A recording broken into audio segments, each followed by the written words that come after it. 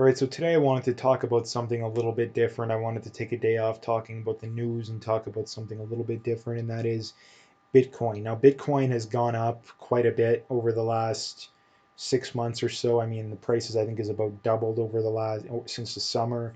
It has hit new all-time highs recently, and I wanted to talk about a few things. I mean, the first one being, is Bitcoin the future of money? Is Bitcoin, where is it going to end up? All that kind of stuff. So getting right into it. Again, I'm not going to get into exactly what Bitcoin is because number one, I'm no expert on it. So again, if you don't know, look it up because I don't know all the details that go into exactly how it works. I mean, I know it's a cryptocurrency, it's on a blockchain, all that kind of stuff. But again, as far as going into a deeper dive, I don't know. But anyway, like, is it the future of money? Personally, I don't think so. And I don't think so because number one, I do think that the way the current fiat money system works, it's only a matter of time till it collapses. So again, the future of money, it will be something that can't just be printed on a whim.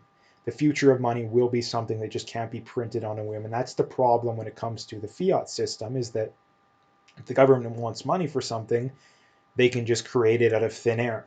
And the reason why Bitcoin is becoming so valuable, and I think personally, I think is going to continue to become more and more valuable. Again, everything here, obviously, my opinion. Look into things for yourself, do your own due diligence, because obviously that's something that you don't want to get into this not knowing what you're doing. So again, now that I have that out of the way, I do think that it's going to continue to go up. Now, why is that? I mean, for a few reasons. The first one being there's a fixed supply. There can only be 21 million created, and I believe upwards of like 2 or 3 million of them are already lost because um, if you lose your seed, if you lose your hardware wallet, if you buy some and forget your password on a site, then they're lost forever, right? They can't be recovered. So some of them have been lost. I think a lot of those are probably from the early days when there was no apps and you couldn't buy them as easy. It's still kind of hard to buy them right now, but it's a lot easier than it once was. Um, so again, I guess if we get into the problems, after we go over the reasons why it's going to go up, I guess the first reason obviously is that there's a fixed amount of them. The amount of new Bitcoin created is cut in half every 5 years. So not only is it a fixed supply, the supply is technically actually going down, right? Because the amount of Bitcoins that are lost is continuing to go up, right? Even though it's slowly, but it's continuing to go up. So not only is it a fixed, is it a fixed supply, it's actually a declining supply.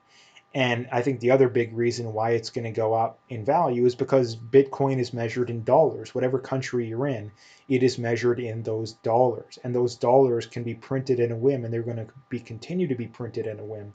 So assuming inflation and the amount of new dollars being printed up and the amount of new debt being created continues to go at the rate that it's going, it is a virtual guarantee.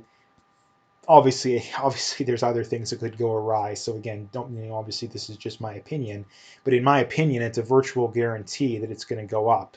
It may not be a lot. It may not be like a million, like a lot of people think that it's going to be, but I think that Bitcoin will probably beat the market over the next 10 years. I think it'll be at least 20, 25, maybe 30% a year, maybe even more than that. You never know. We could have a year where it doubles or triples, to be perfectly honest. That wouldn't surprise me at all.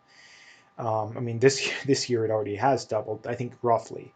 Um, so again, this is another reason why it's good to have some money in Bitcoin. Again, in my opinion, is that you can have a year where the price goes up 200-300%. That's not gonna unless you strike it rich, getting really lucky on a stock. Not to mention, I don't know anyone who has all their money in one stock, right? So the ability to make that much money is a lot less than in the stock market. I know the stock market's probably safer, but it's not the same. So I think those are the main reasons why I think Bitcoin is going to. Sorry, there's the third reason here. The third reason, right? This kind of stuff here. This is from Yahoo Finance. MicroStrategy now holds 70,470 Bitcoin after spending 1.1 billion in 2020. Institutional Bitcoin used to be like a thing that only like the computer geek kind of people owned, right? Because prior to recently, you basically really needed to know what you're doing to own Bitcoin. Now it's a lot more convenient, but up until recently, that wasn't the case. Like, in the early years of it, that wasn't the case. Um, so again, now you have MicroStrategies buying it. You're going to have these companies. You're going to have, I mean, there's already some very wealthy people that have bought into it. So again, as the price continues to go up more and more, you're going to have more of these kind of big companies. You're going to the big banks might even take a stake in it. You're going to have more and more investment from these big corporations and the big banks and the rich people. So again, I think those are the three big reasons. There's probably some that I'm missing, but I think those are the three big reasons. Now, the problem with Bitcoin is that it's still kind of inconvenient because there's really two ways of owning Bitcoin, at least main ones. There's buying it through like PayPal or Coinbase or those kind of ones. The problem with that is that it is risky. It is more convenient to own it that way, but the problem is that it's risky to do it that way, right? It's risky to do it that way because if the app ever got hacked, you could lose your Bitcoin. Um, Not to mention too on PayPal, they could just freeze your account and then you have no access to your funds. So that's another reason why, although the apps are convenient, they do have a lot of downside. Now, the other way of doing it is a hardware wallet. Now, hardware wallets, it's like a USB drive pretty much, and that you can put your Bitcoin on there. Now, the problem with those is that if your seed gets stolen or the thing gets stolen, you could lose it as well.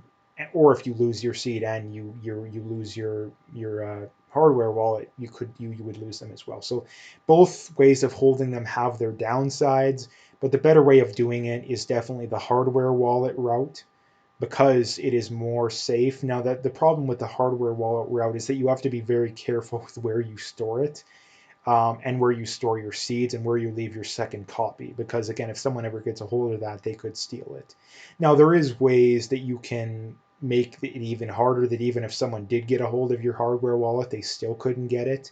I know there's ways of doing that, but you have to be fairly technically minded to do that kind of stuff. Most people won't be able to do that. But again, I think the thing when it comes to Bitcoin is it's going to become easier and easier, I believe, to own Bitcoin as time goes on.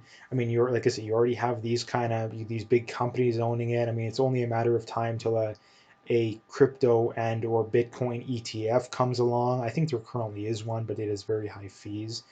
Um, and so again, like as far as what are the potential downsides? I mean, the big thing that people bring up for not wanting to own it is the government is going to regulate it. But the problem with that is that the only way the government's going to regulate Bitcoin is if it becomes a legitimate threat to the dollar, and or at least the most likely reason. Now, if that happens, that means that Bitcoin's going to go way up. That means Bitcoin's going to go way up. Now, what I would suggest and what I would plan on doing is that if let's just say Bitcoin goes to a half a million or a million, I would cash out a lot of that and buy a house, go on vacation, do those things you wanted to do, right? Because if you put let's just say you put 100,000 in Bitcoin right now, that's what a little over 3 Bitcoins, at least Canadian, and it goes up to a half a million. Well, that's more than a 10x return, right? So yeah, that's what I would do. And here's the thing, you'll probably have fair warning when it comes to that stuff too. And not to mention too, there is ways of getting around that too if you're really technically minded. But like I said, the government's going to regulate it argument is, if anything, that's a bullish argument for Bitcoin because they're not going to regulate it. Like if the price stays where it's at now or never goes above it, they're not going to regulate it because they're not going to regulate it till it becomes a legitimate threat. And I think another reason too, a lot of people bring up is, oh, it's peaked, or maybe it'll go up, but it's still no better than the stock market or stuff like that. I don't think that's the case either. I don't think that's the case either because these stories you hear of people buying like 100 Bitcoin when it was like 5, 10, or 20 or $100, and becoming millionaires or multimillionaires because of this. That's probably not going to happen. I mean, eventually, but again, like it's going to take a lot longer for that to happen if it did happen. Because again, if you bought Bitcoin in 2012, 2013, and sold in 2017 at its high. That's a 4 or 5 year turnaround where you made what, like 1,000x, even more than that return, if you got in at the right time. So yeah, that's not going to happen. Like that's not going to happen again. But it is still a good investment in my opinion. Obviously, like I say, I have to stress in my opinion. So anyway, like I say, that's what I wanted to talk about. So in the end, is it the future of money? Probably not. But again, like, here's the other thing too. Like, what would happen if Amazon all of a sudden decided to accept Bitcoin as payment? I think the price would go up 100 or 200% overnight if they announced that.